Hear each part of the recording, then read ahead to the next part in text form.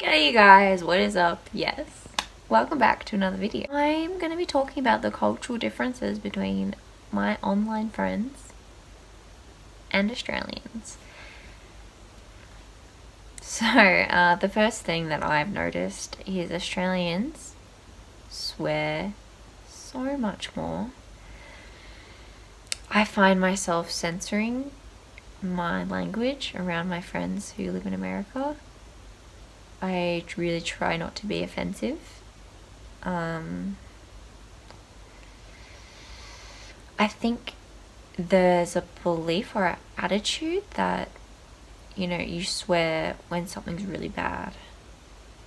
But where I come from, you swear about everything. Every possible thing that pisses you off. And I try really hard not to do it when I'm filming. But it's hard. Americans say the word ass a lot. So like unnecessarily. So like, for example, though, it won't be like, this is a big drink. It'll be, this is a big ass drink. And when I first saw this on the internet, I would read it out and I'd be like, ass drink? Ew. That's gross. Oh, that's a unit of measurement apparently. It was so confusing. And there's certain words that Americans say and I just don't understand what they mean, but like, I just pretend like I do, just so I don't have to be like, what does that mean? For example, words like head ass. I find sometimes they don't understand me. Sometimes I say things and they have to ask me twice when we're on video call. And also there's certain words that I have to not say because I'm not sure if they know what it means. So usually I would say things like, do you reckon such and such and such? But then I have to be like, no, they don't. They probably don't know what the word reckon means. So I'd say, do you think? Or, what else? Bloody hell. Like, constantly I'll be like, bloody hell. And they'll be like, bloody hell? Like, what? Bloody? Are you from Harry Potter or something? And I'm like, no? The fuck? We use those words all the time. Another thing that Americans say all the time, but I've never, ever, ever, ever heard an Australian say this, and if I said this around other Australians, they'll look at me like, what? Go, yeah. And like, I find myself doing it now too, which is fine. I just have to not say it too much, because then other Australians will be like, what are you saying? Like, what does that mean? Another thing that Americans say a lot, and I have picked this saying up from my online friends, and at first I didn't know what it meant, but I just inferred. Example, we'll be having a chat and something really sad will happen, or something really frustrating. Life's just not going your way. And I'll go, it be like that sometimes. And then they'll say, it really do be like that. And to me, in my brain, I'm like, what? It really do. Oh, it really does. And I'm trying to figure out the equivalent of how I would explain what that sentence means if I was trying to explain it to other Australians. It be like that sometimes. Sometimes that happens. Sometimes that happens. And I think that's the only way I can explain it. Chips, I think chips means a specific type of chip, whereas everything that is made of potato and is fried is a chip. But there's like chips, and there's fries, and there's like crisps. And I hate that word so much. Crisp, ew. What a gross word. It just, crisp, ew. Don't say that around me. I hate it. It's quite widely accepted to use social media in America. Most people will update on their Instagram stories and their Snapchat stories of them driving, of them going for a walk, them at work, them when they just got off work, them when they're driving again, about to go to bed, activities before bed, activities in the morning, what you ate in the morning, what you ate for breakfast, what you ate for lunch, leaving lunch, what you wore, etc. And there's absolutely nothing wrong with that, but here it is, like, out of all the people that I follow who I went to school with, basically no one besides a few select people do that. As an Australian, it feels odd to use social media that much. But I want to, because I want to update my friends and what I'm doing, but then I have to be like, my other Australian friends will see how much I'm posting and they'll be like, who really cares? Like, I can just tell that's what, like, that's kind of like the mindset in Australia. Like, we don't care what you had for breakfast. I personally don't like that mentality. I think it's really judgmental. I think someone should be able to post as much as they want to online. It's their account. If you don't like it, just unfollow it. Even making a YouTube channel. Bizarre concept. It would be considered quite cringy to film yourself and put it on the internet for a lot of random people to see. Yep. So that's another difference. The thing I love about my online friends is, like, they embrace the internet. They use it a lot. They use it to get their music across. They use it to film. They use it to spread their graphic designs. And they want to get a larger following. And that's a really good thing. I think that's an amazing thing. And I see that, and that makes me want to do those things too. So I think if I hadn't have met them, I probably wouldn't have thought of even posting on social media so much. Even making a YouTube channel. But I think we can learn a lot from the Americans, that it's okay to be confident. It's okay to let the world know what you're doing. You don't have to keep everything so private. I think that's maybe the part of England that Australia came from. Kind of being modest and not showing very much of yourself, not dressing in a way that makes you stand out, stuff like that. Another cultural difference is it's kind of cringy to dress like an influencer. I'm not sure if this happens in America. I assume not, because the style is quite American, but I'm going to insert some pictures of Insta baddie looks.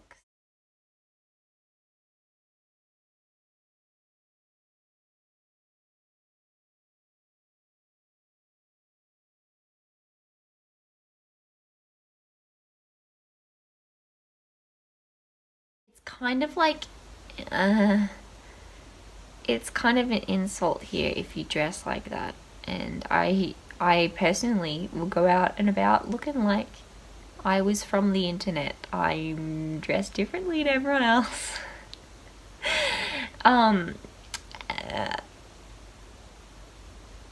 So yeah, that's another thing. Next point. Food is different, and in the sense that here we cook a lot of our own stuff. We cook at a young age, and then when we're teenagers we cook for ourselves. When we're adults we cook for ourselves. Takeaway is a special occasions thing. If it's your birthday, you get McDonald's.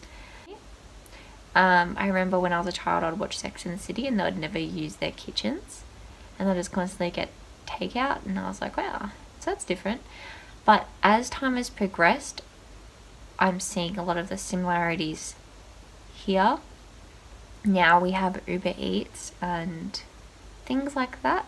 my god, now we have Uber Eats. I make it sound like we're from like the Stone Age or something. Americans get Ubers more. And this thing called Lyft. I don't know what a Lyft is. It's spelled Lyft. I should Google it because I have no idea. Like, these brand names, they'll sprinkle into a sentence and I'll be like, I don't know what you're saying. But that is okay. That is okay. I can Google it. The way buildings are made is completely different.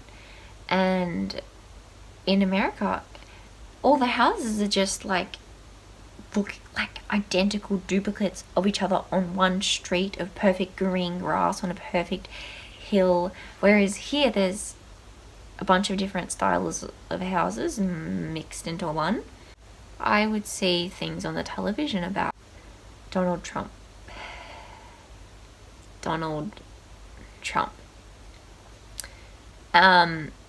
And it amazes me. I mean, it's interesting seeing it. It's interesting seeing it from the perspective of the news. That's one thing. And to maybe watch an interview of an American, like their perspective of what it's like having someone like that as their president. And it's a completely different thing to speak to your own American friends and seeing how it's hurting and harming them having such a right-winged government. Is that the right word? Yes. Right-wing government. Someone who shouldn't be in power at all. Like, I find it interesting how there's people who were famous can become presidents. Like JFK and Trump. Seeing them, like the guy who used to host a television show called Celebrity Apprentice runs the country.